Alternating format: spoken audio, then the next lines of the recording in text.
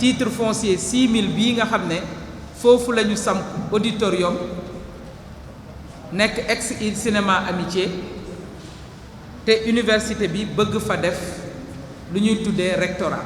ñun nag li tax ñu yëkkati suñu kàddu ñun conseil municipal dañoo am sas waa Thiès sas ñu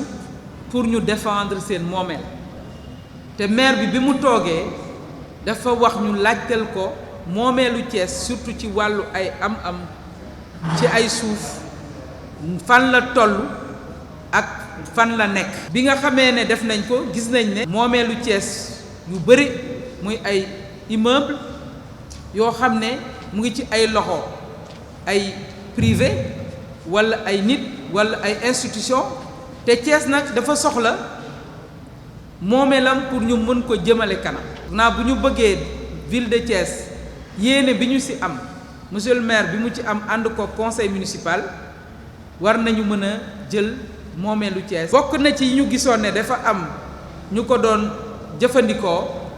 lu ñuy wax auberge des jeunes moo nekk ci wetu auditorium bi te foofu nekk moomeelu ville de Thiès nekk titre foncier jëli nañ kayit boo xam ne kayit bu leer la ñu koy wax droit réel mooy boo amee titre foncier boo bëggee wone ne lii sama moomeel la da ngay dem ci impôt et domaine waa domaine dinañ la wax ku moom titre foncier ba muy droit réel bi ñu jox mu leer lañ droit réel ba wone na ne ville de Thiès moom maanaam site boobu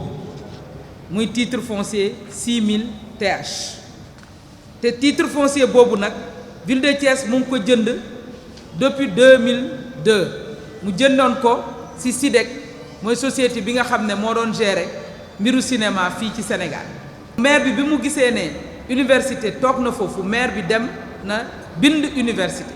waxtaan ak ñoom wax leen ne mairie bi dafa bëgg jël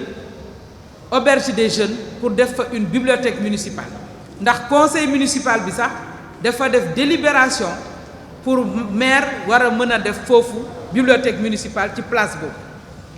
ba ñu seetijee université moom nee na dafa pare pour def fa rectorat booy def nag rectorat te fekk nga am 52 hectares ci voie de contournement bi xalaat nañ ne ñun war nga mën a am feneen foo ko samp waaye may ville de Thiès tamit mu am moom it foo xam ne dina mën a dérouler ay projet ndax université bi kat suñu moomeel la ñun ñëpp waaye ville de Thiès aussi moomeelu waa Thiès la te waa Thiès ñu ngi xaar pour ñiñ fi teg ñu taxawu leen ba seen moomeel bañ a sangu donc coow li bëri na bi coow li bëree dem nañu gouverneur ñu ngi koy gërëm di ko sant mook préfet ak receveur des domaines recevoir nañ ñu le 12 août parti yëpp université ville de Thiès ñoom ñëpp ñu toog receveur préfet ak gouverneur ñu ngi koy gërëm di ko sant def ñu newoon nag ca waxtaan woowu ne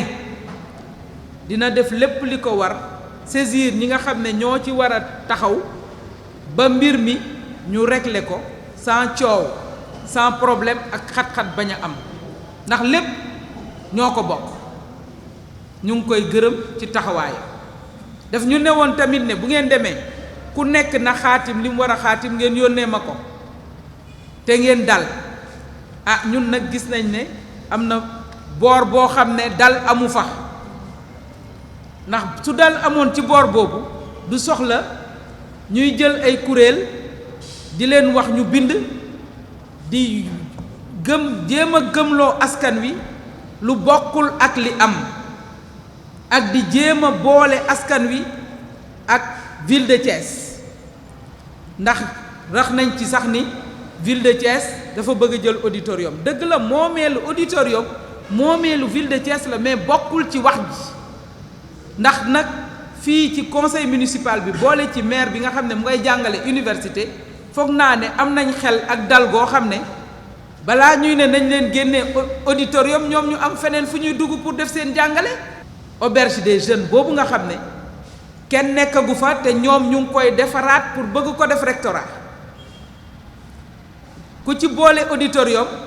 loolu lu leer la waxante nañ ko autorité yi bien que nag moomeelu Thiès la nañ ko. te xalaat nañ ne rectorat war na mën a jege étudiants yi rectorat war na mën a nekk ci biir 52 hectares yooyu rectorat def ko fii sax ci diggi Thiès mën na indi ëllëg xat-xat ci dëkk bi loo xam ne bu ëllëgee dinañ ne fan lañ nekkoon ba ñu ko fi def te waxuñu.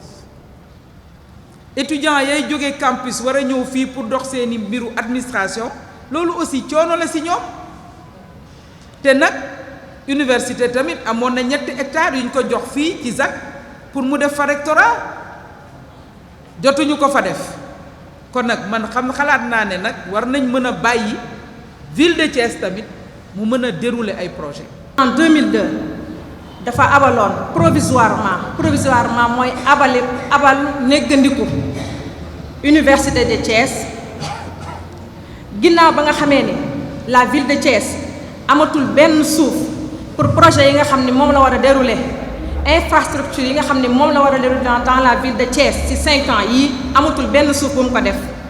ginnaaw ba nga xamee ni même bibliothèque municipale